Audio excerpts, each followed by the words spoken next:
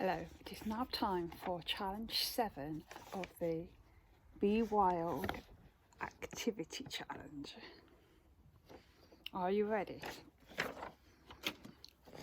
This next challenge is tap like a woodpecker.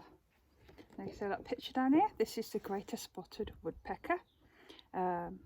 Quite distinctive and quite common in our parks and woodlands. You might get them visiting your garden quite a bit too. Quite a large bird. So basically woodpeckers are known for their drumming on the trees, tapping.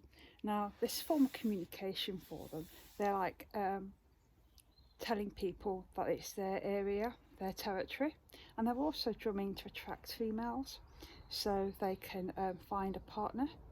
And with spring coming up, all the birds are now looking and thinking about nesting.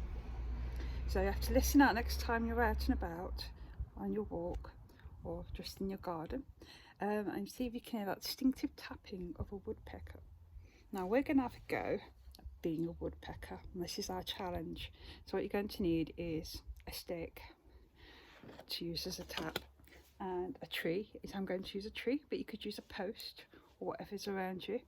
And you're going to have to think to yourself, what if I was a woodpecker, what tune would I play? Okay, let's have a look. So I've got a stick.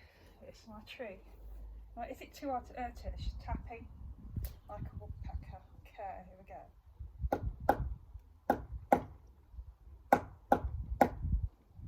Oh, got the tree moving. Maybe a different tune.